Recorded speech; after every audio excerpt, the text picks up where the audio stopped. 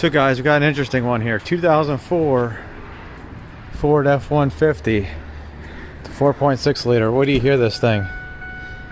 Yeah, I'm pretty sure it's 2004. So we're gonna crank this. Actually, we'll start it up. I'll let you listen to it.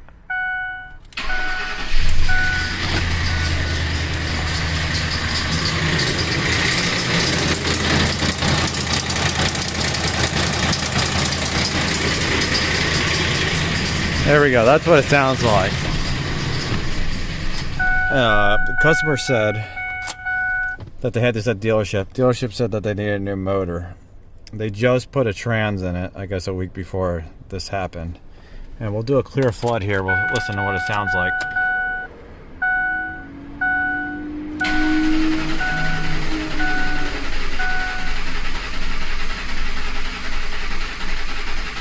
Doesn't sound consistent, so I think what we're gonna do. Why is it still beeping? Oh, I guess the thing was stuck. So I guess what we'll do is we'll do a relative compression. We'll sync to an ignition coil, and I guess we'll hook up the pulse sensors at the same time. Yeah, we'll do intake and exhaust pulse. So I can get that set up, and we'll go from there. So guys, we got the Pico set up. I have a battery charger on it. Battery's a little weak. So I got my amp clamp on channel 1 around the ground right here. And you got channel 2 right here on the ignition coil 1.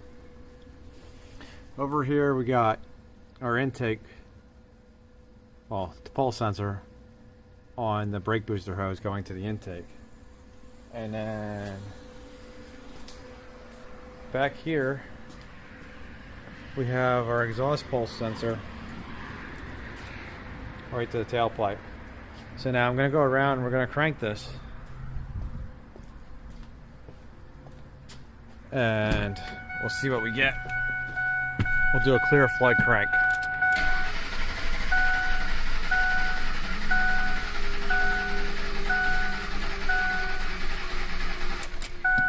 See, our battery's a little weak.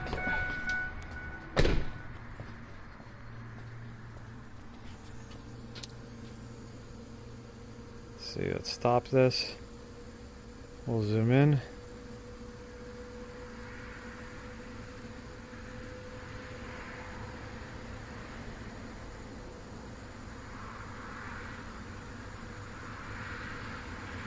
You can see, let's get more than one.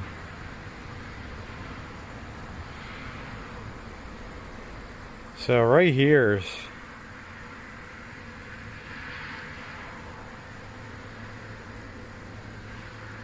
right here is 720 degrees.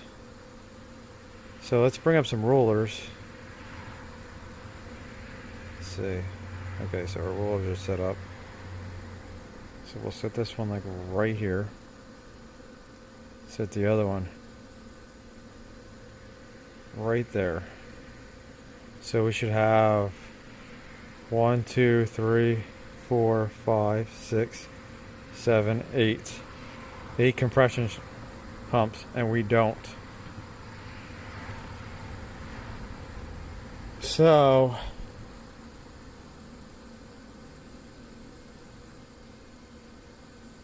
I think what we might do, we can look at our, yeah, like our intake pulses aren't even either, because greens are intake.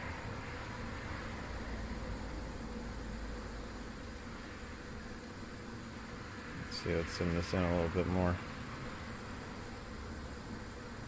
Yeah, so I'm going to save this. We still have high current here, but it's not as high as this side. It's like one side has more compression.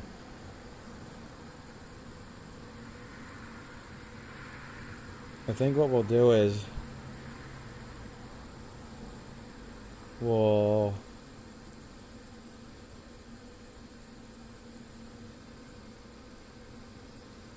look up the firing order.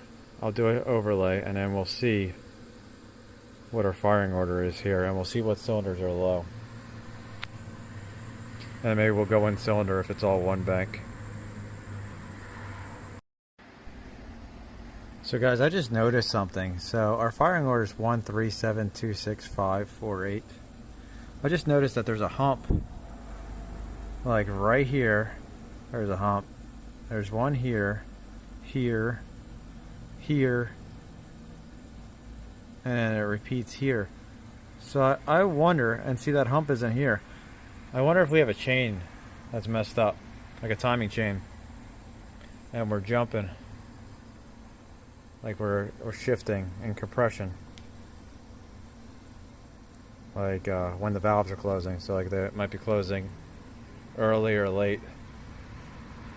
Let's see. So we got one. One looks good. 3 doesn't look too good. 7. I think what I'll do is we'll just pull one plug. We'll go in cylinder and we'll see what it looks like. We'll go from there. You can also do a cam crank correlation then.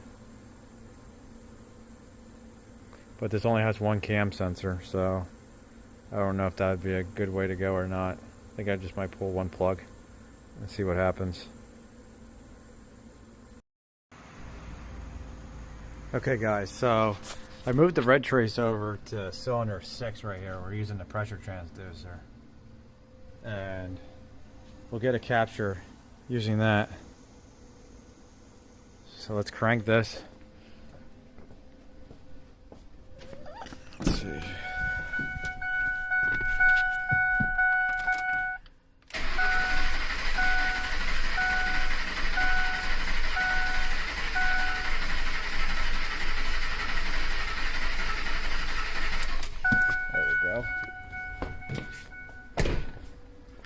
So let's see what we got here. Zoom in on this.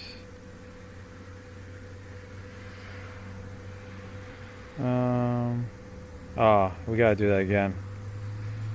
I didn't. Gotta take my attenuator off.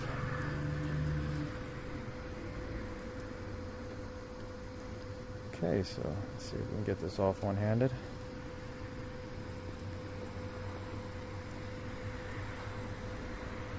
That'll change the waveform big time.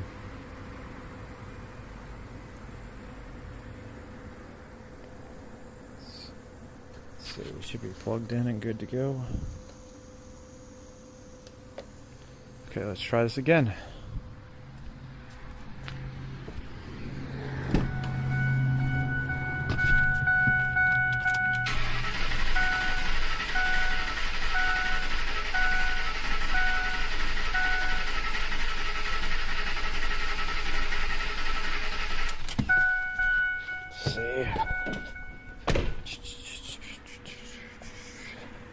There we go. Look at that.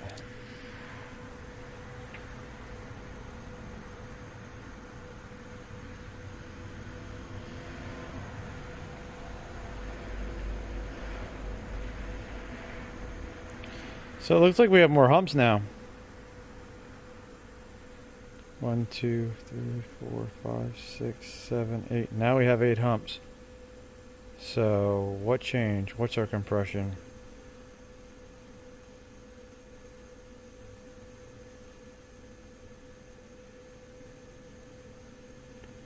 We're at 180 psi.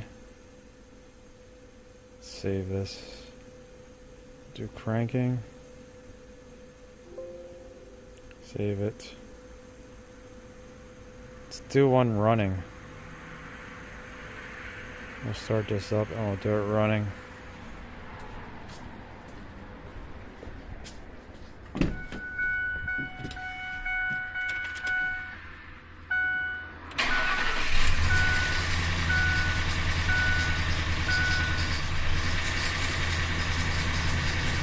I really think we have a timing chain issue. Shut this off. Let's see what we got. Oh, that probably made my intake pool go all over the place.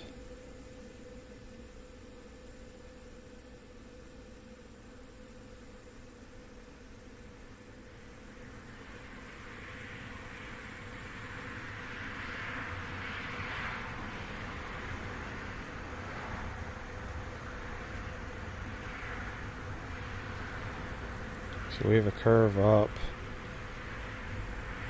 Let's do this capture again. Let's make our intake pull a lot lower. Well, our voltage a lot lower. Let's do it again.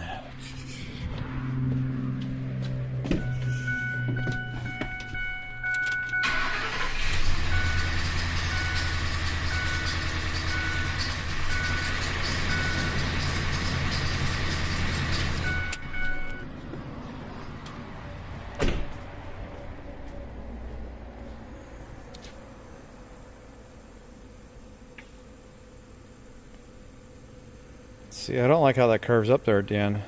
Let's change our scaling.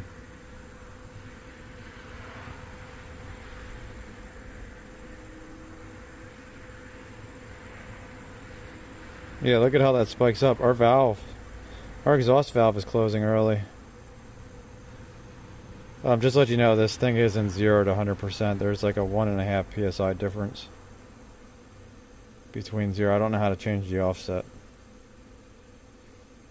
But it definitely looks like our exhaust valve is closing early. That's why you have that pressure increase there at the end.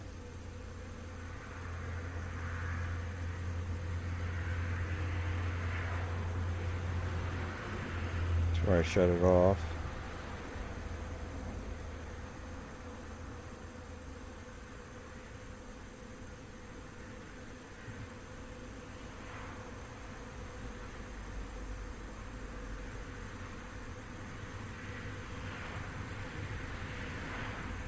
Put a filter on.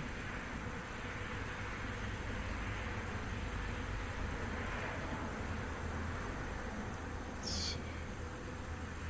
Our compression humps even.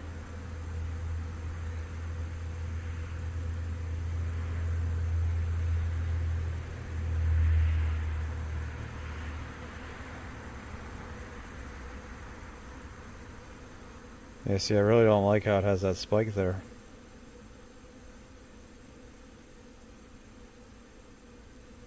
How big of a difference is that?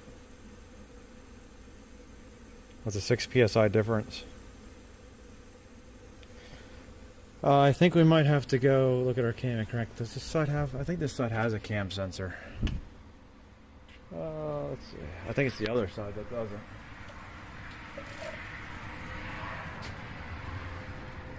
Yeah, this side has a cam sensor right there. So I think we might bring up our cam. We'll do a cam crank correlation. I don't think this side has a cam sensor on these. So yeah, I'm gonna probe that, and we'll probe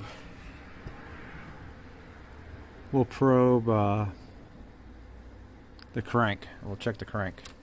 So I'll be right back. I'm gonna set that up.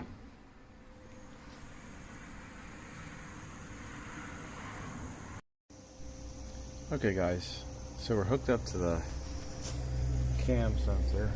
Get a flashlight. So we got the cam sensor connected right there. See, we're probing it. Make sure my probes aren't going to get smacked by the fan. And then under here, we're connected to the crank sensor. See if we can get you guys up in there.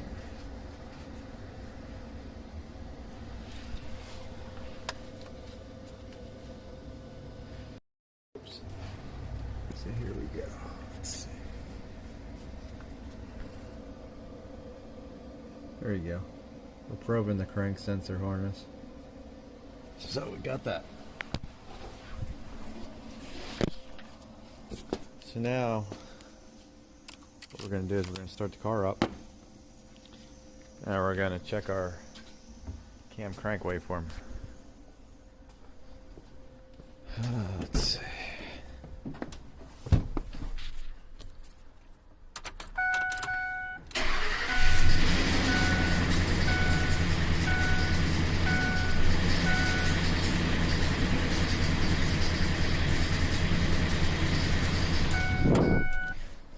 There we go.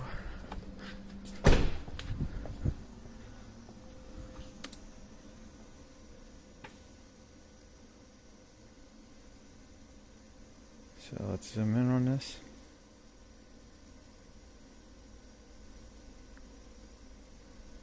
There we go, we got a nice clean pattern. So what I'm going to do real quick is I'm going to go on the Pico Waveform library. I'm going to get it known good, and then we're going to compare this. And we'll see which side jumped. Okay guys, so I got a known good waveform right here.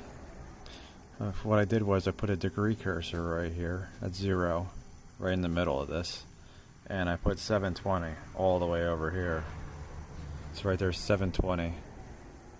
Because that'd be 2 rotations of the crankshaft. This middle is 360 degrees.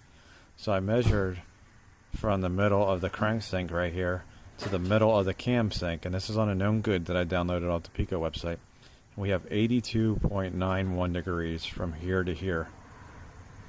So we'll go over to our capture, which is right here. I took another capture, I forgot to mention this, because the crankshaft sensor was flipped.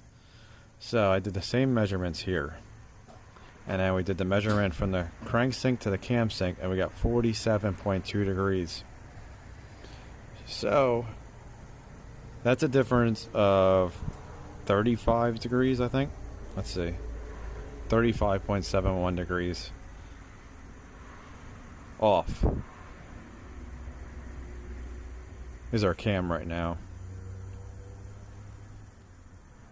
So I think what I'm going to do is I'm going to go in cylinder on the driver's side, and we'll do an in cylinder test, and we'll look to see what that one looks like, and then we'll compare bank to bank.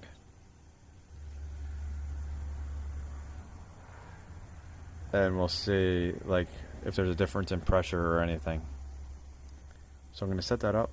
We'll be right back. Okay guys, so here is our last capture, and you can see I put an overlay right here with valves, and you can see it looks kind of normal. Like I don't know why it curves down here a little bit, but it looks pretty close to normal for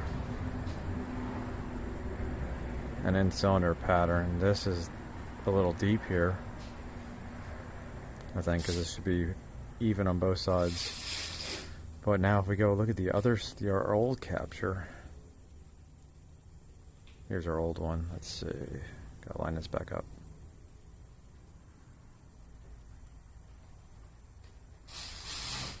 So there we go, we got that lined up.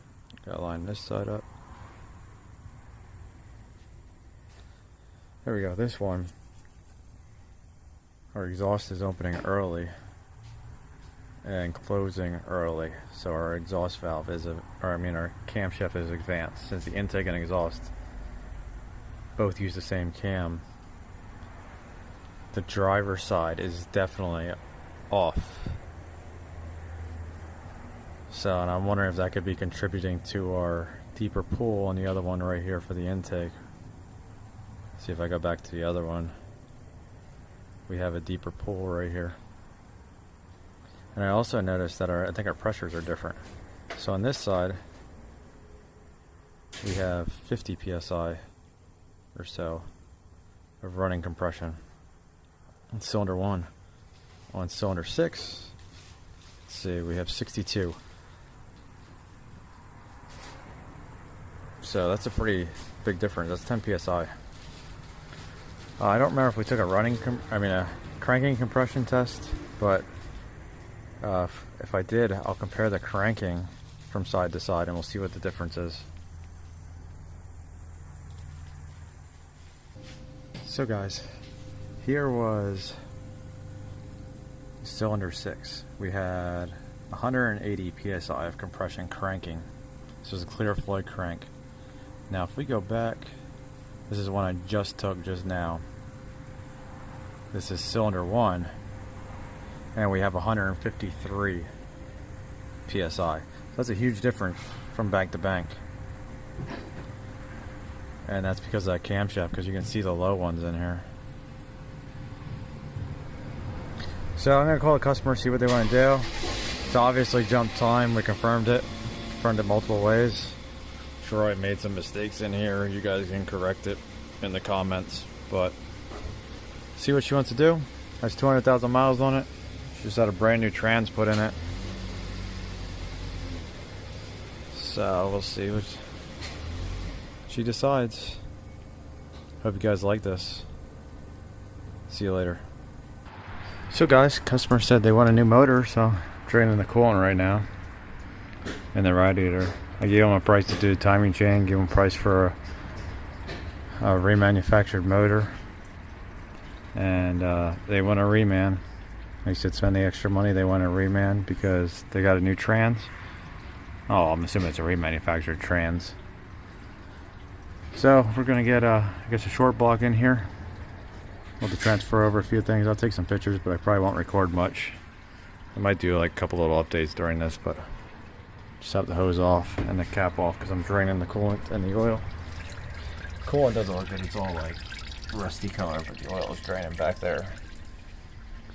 And then we'll get the gantry set up, get the hood off, see how quick we can do this. And I'll probably go back in and I'll do some updates with seeing if we can figure out how far off, like how many teeth the cam jumped or whatever. See if we can do some math and figure it out, because we're gonna have to transfer over the valve covers and the intake and stuff, so we might even be able to see how far off we are. Be pretty interesting. So guys, I pulled the intake manifold out. You can see all the pieces of plastic that were in there that were broke. I don't know why. Here's the intake manifold. Took it all off in one piece, but I don't know if there was something living in there that busted all that up. Actually, it looks like it's just a cover for that.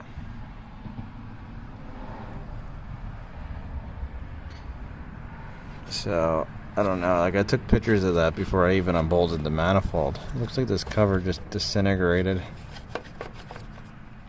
It might also have been from whatever was living down there, because you can see all that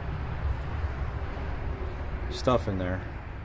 It's probably like a squirrel or something that made a nest. You can see the new trans back there. You can see how shiny it is and painted. So I gotta get this pulley off down here and get a few other things bolted, unbolted, like the AC compressor. It says that you have to remove this cowl, which is kind of crappy. I did some measurements and I don't think it would fit out without removing the cowl. It said to remove the PCM, but I was gonna leave it go because you got those heater core hoses right there that stick out, and I thought there'd be enough for them, but I don't know. Guess we'll see what happens.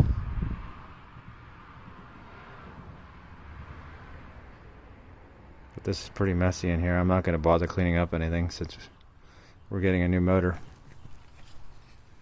We're going to put some caps on some stuff like the hoses and that, so that nothing can get inside the caps. And then we'll have to transfer over the valve covers. We'll have to clean them. We'll have to pull all the sensors out.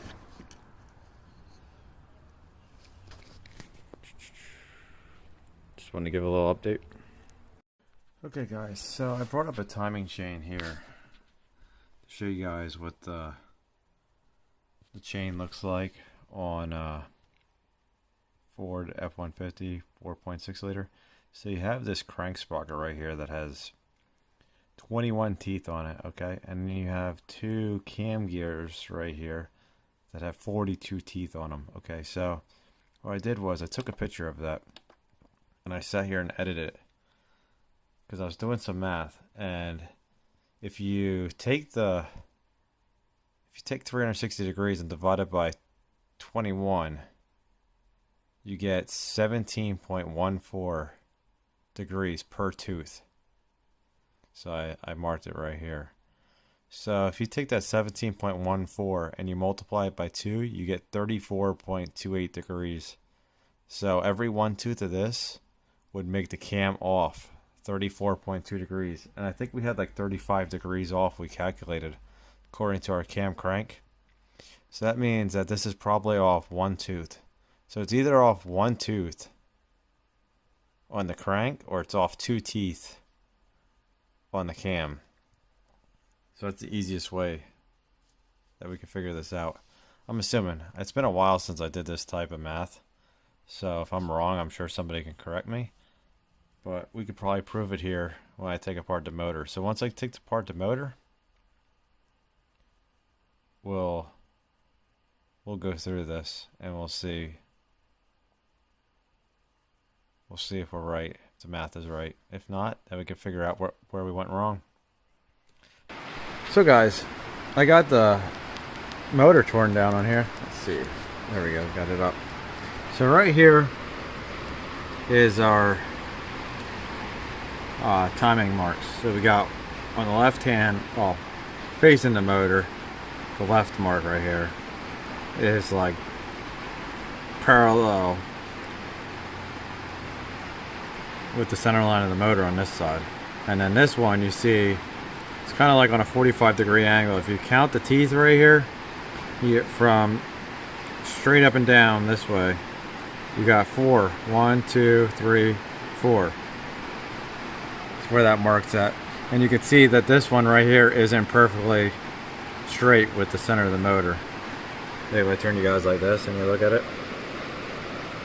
you'll see what I mean. So, I came up here, set the motor to top dead center mark right there. See it says TDC. And we look at this one. Oh, not gonna ratchet down. But you can see this one's dead center. Perfect. Come over to this side. You can see this side is not. Let's see if I can set this somewhere. This might be a little hard to light it up and show you guys. There we go. Let me turn my flash on my phone. Okay, so here we go. So you can see this one. If you look at that sensor, that notch right there is dead center with the center of the motor going down on an angle. So this chain is off. And if we count the teeth, because remember we had 4 teeth? So right here's the center. 1, 2, 3. We only have 3 teeth. So remember our math that we did where we were 1 tooth off? I mean, I think it was 1 tooth, or was it 2 teeth? Let's see, 1, 2, 3. So it looks like we're 1 tooth off, but there's also a lot of slack in here. See if I can show you guys.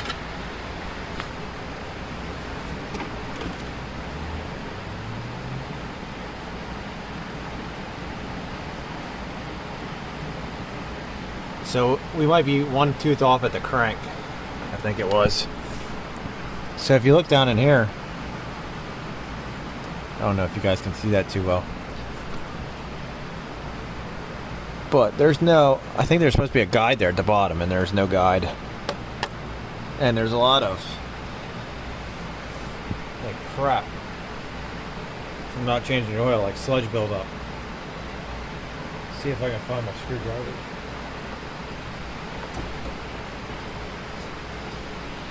Let me quick grab a screwdriver for you guys. There we go, we'll use this one. Let's see if I can show this. We'll see how bad this is.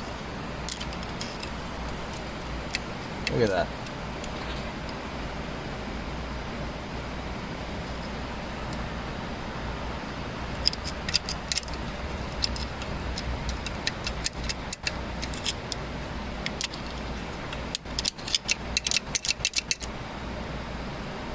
You can see where the chain's been hitting the outside of the housing. You have that clean spot going all the way down there where it was wearing away. But that is insane. And then if we come over to the other side,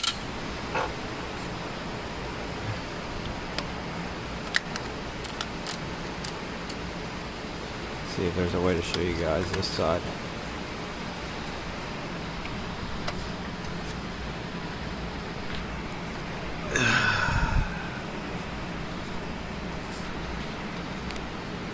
So you can see there's pieces of chain down there.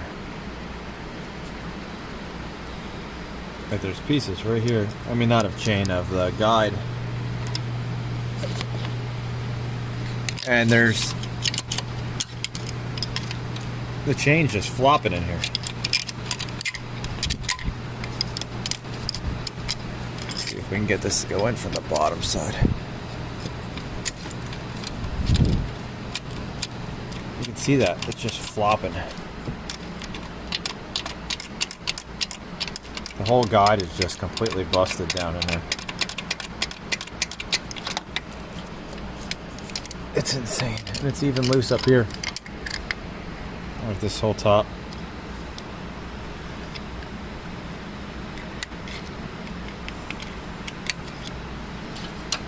But you can see how all this sludge is built up in here too.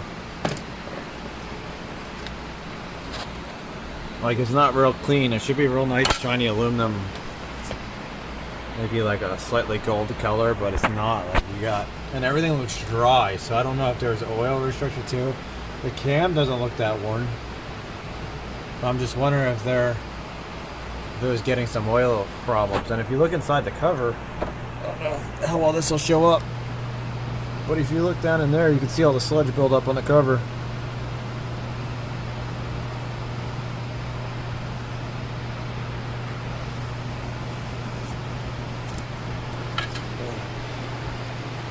Let's see this. This side looked like it had the worst sludge.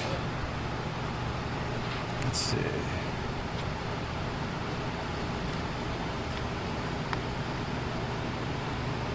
I don't know how well that'll show up on the camera. I think I might pull this cover apart and just show you guys like what it all looks like in there. Yeah, it's probably too hard to show. I'll show you guys what the valve covers look like. Set the valve covers right here.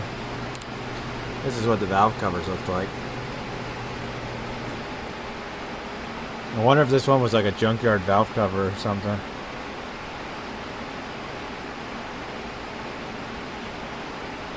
But you can see how like much stuff is built up on this one.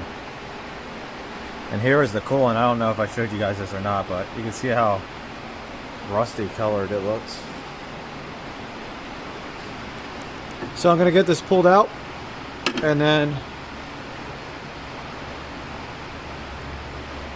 maybe I'll pop the cover off and show you guys. Got a new motor coming. So I'm not really too worried about debris falling in here because it's just gotten sent back as a core. But I wanted to quick show you guys that and see how far off it was. I'm gonna go back and look at my notes, and maybe I'll add to this part. See what we calculated for how many teeth it was off. But if this outside chain jumped one tooth, I think that might have been our issue. It's probably easier for it to jump on the crank than it is for it to jump up here on the cam. Okay guys, so I brought up my picture right here. It looks like the cam would be off 2 teeth, or I think 1 tooth on the crank.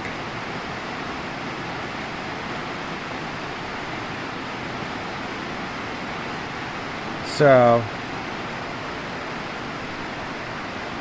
I think that's how we figured it out. Yeah, 1 tooth on the crank, I think would make it 35 degrees off, because it turns twice. Could be wrong, I'm sure you guys can correct it. Either way, we've proved that the timing was off. So, gonna get this taken out, and we'll go from there. So guys, got the motor out. Came out, I don't think there was any casualties. Here's the motor. I was able to lift it out pretty smoothly. Luckily I didn't have to pull the radiator. There was just enough room to get it out without touching. But we got the new motor. Here's the new motor. So I got to transfer a bunch of stuff over to this. And like I said before, I'll probably take the front cover off of that other one just so we can see how far off it is. And maybe I'll turn this one back to top dead center, and then we can compare the timing marks. But I'm gonna get some stuff transferred over and we'll go from there. So guys, I unbolted the front cover of the engine. Hold on, let me get my glove on. There we go. So I have it unbolted. I started pulling the cover. Let's see if we can get this. All those pieces of guide falling. There we go.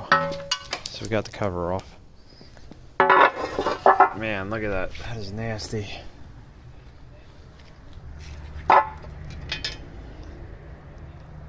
You can see the chain was actually smacking the housing right there. You can see all the metal, like where it's all chewed up. Same with over here. So it looks like it's smacking on that side. But then you have this side. Man, that was bad. So let's look over here. So we got all these pieces of guide right here. Oh, there's more pieces in here. Look, there's no top guide right here. I think there's supposed to be a top guide. Yeah, there's supposed to be a guide on both sides. Look at that. So that's what you're hearing. Look what it did to the oil pump.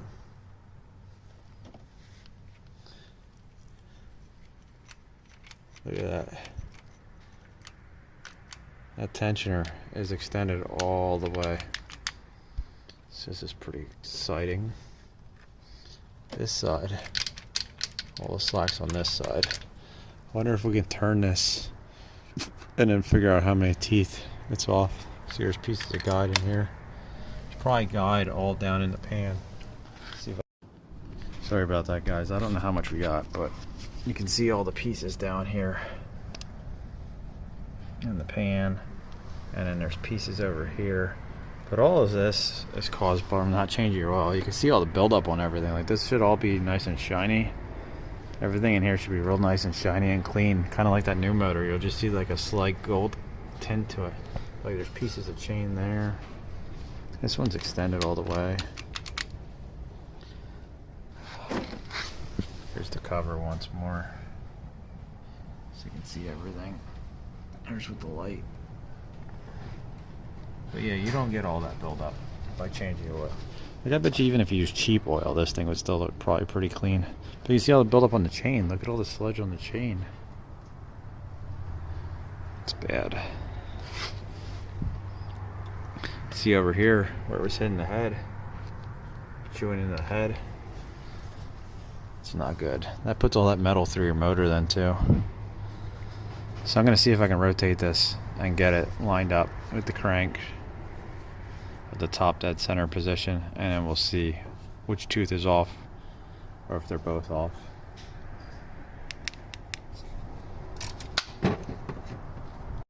So guys, I got the motor set.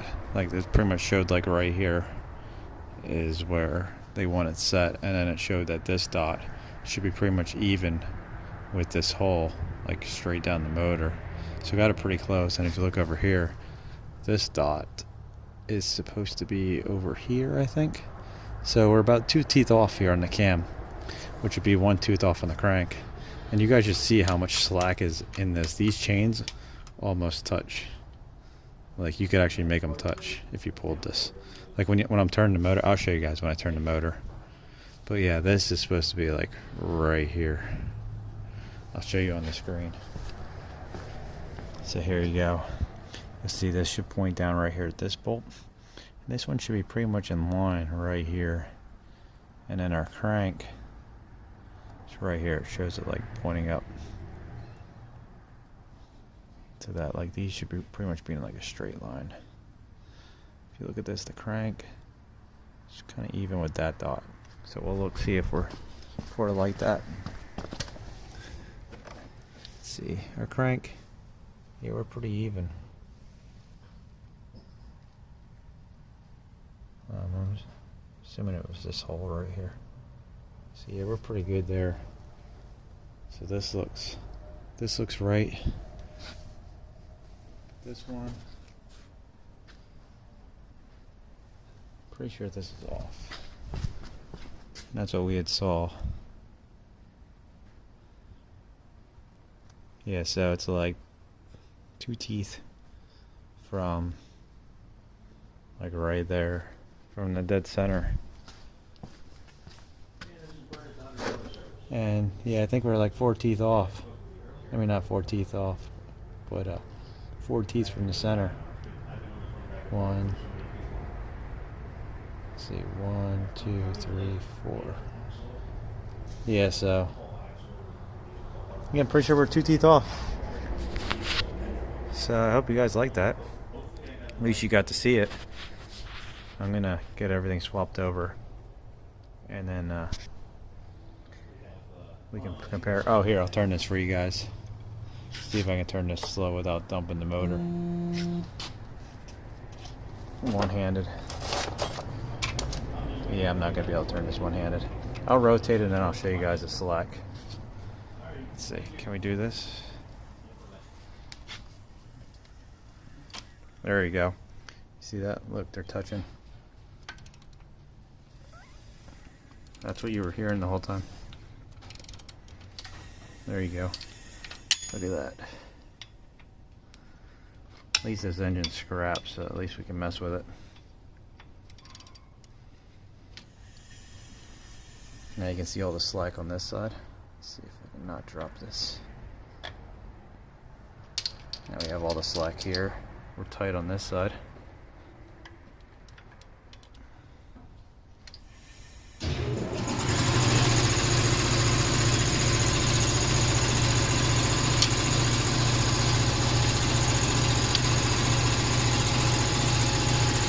There we go. Now we got all our slack over here. So that's what you were hearing inside the motor. This stuff just flopping. So I'm going to continue putting this together. I'll put a new one together, and we'll go from there. So guys, I got this one set at top dead center right here. Just have the pulley on. And this one, it's just past the center of the motor, like the center line. And this side is just past vertical, like with the floor, like being parallel with the floor. So we're gonna come over to the motor. And I think both sides are off right now because all that slop, I think the chain had jumped. But you can see this definitely isn't right because this one's at top dead center. And then this one, it's almost vertical, so it is off over here. Like, well, I mean, it's like not quite vertical yet. So, yeah, it's hard to tell because of how much slack we have in these chains. Like, and then this side just flopping. So, it's gonna screw stuff up. Especially now we took apart, we had so much plastic fall out.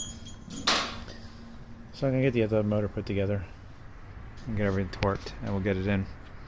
Then maybe we'll do like an in-cylinder test and stuff and see if there's any difference. So guys, I got everything transferred over. I got new spark plugs installed. Kind of see them there. Everything's torqued. And my torque wrench is turning on.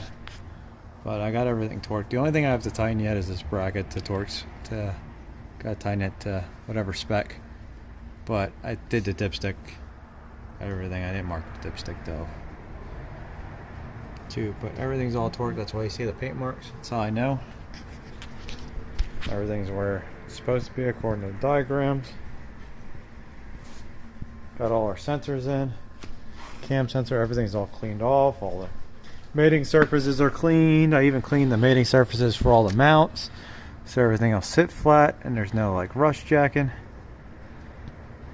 Got everything. I even got the flex plate on because how they put this on here, I was able to put the flex plate on and torque it because of this stand that they have this on. Guess now I'm gonna have to get out the heavy equipment to move this engine over to my gantry, since my gantry doesn't fit between the lift, and even if it did, you can't move it with a car on it. So the gantry is like stuck there. I never had this issue before because usually I put the vehicles in backwards and then I'll just work from the garage door side of the shop. But I think everything's on here. Everything's good. We got a new PCV valve. Everything's all new. So I'm going to get this done and then we'll go from there. So guys, not sure if I ever showed you this, but I had put an ATV winch on my engine hoist with a little, I think it's like a U1 size battery in this Noco case. And then the winch comes through here and I can control it. So we can retract and it'll actually pick the motor up. See? Then we can extend.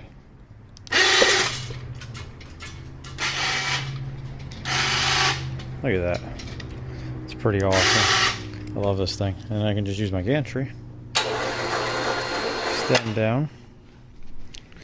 And we can clip this on here. I can't do it one-handed. It's pretty awesome.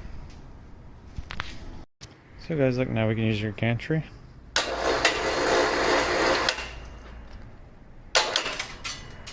Have to go up really slow. There we go. And now we can get our engine hoist out of here.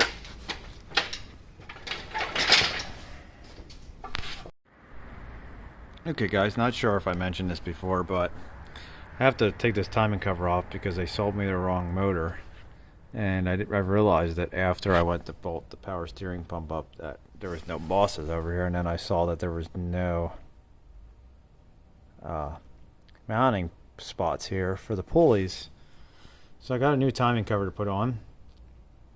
I don't know how I missed it because I checked everything else. I checked the crank teeth, I checked the cam count, everything else. Like, I just missed it. But here's the new cover. It's a Ford cover. It even came with the pulleys. It's pretty nice, but see, it has everything mounted on there.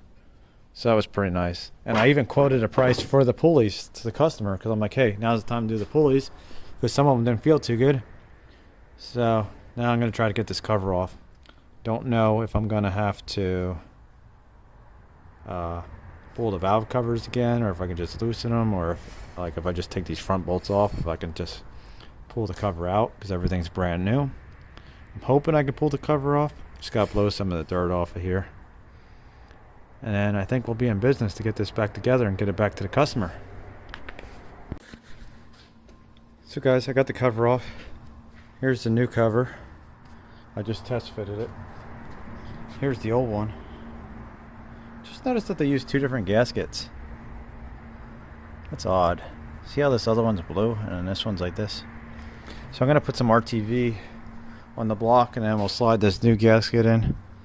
Luckily, like, everything's all pliable because this was never ran. So we can slide the gasket in, I hope, with like pretty much no damage. I'm hoping. So I'm going to get this ready to go. We'll slide it in. So guys, I want to make a video here. I'll show you before this, but this caliper was put on like this with the hose all twisted up. Like it was all kinked like that because it just had brakes put on this. And another thing was to put the brakes on with a cracked piston over here. There's a big chunk missing out of the side of the piston because assuming they didn't compress these in before they removed them, because if you don't compress them before you remove them, it will crack the pistons. That, and what do you guys see this? Flashlight. Yeah, flashlight. Here we go. See, you can see the pads are new, like brand new.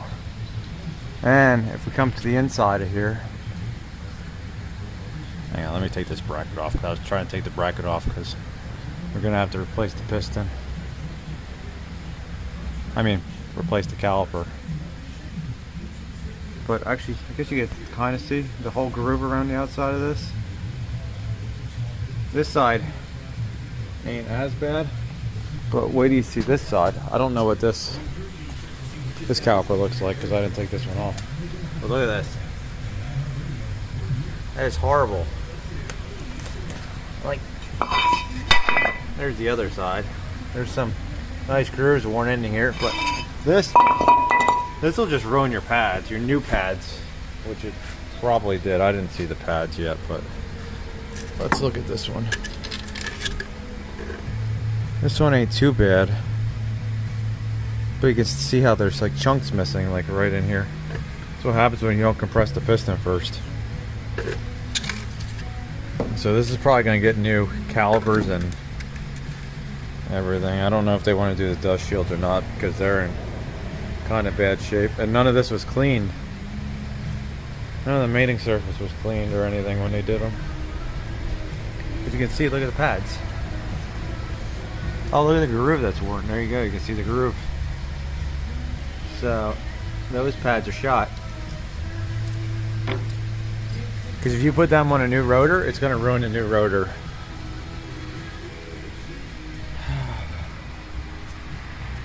So I just wanted to put this out there as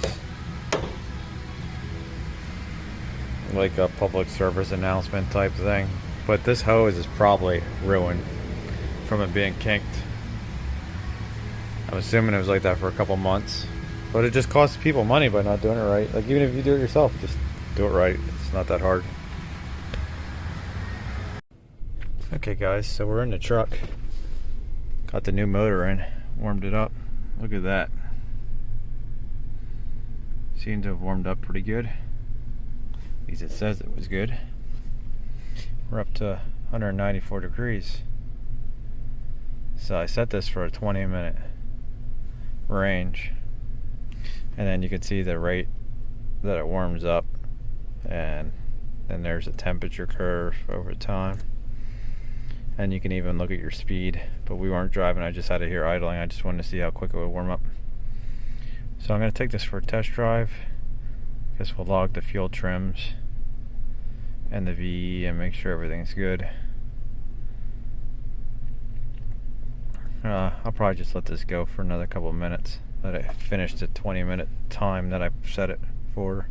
Because you can pick the time up here. It'll say set time. I'll just let it warm up all the way for 20 minutes and then take it for a drive, see what happens.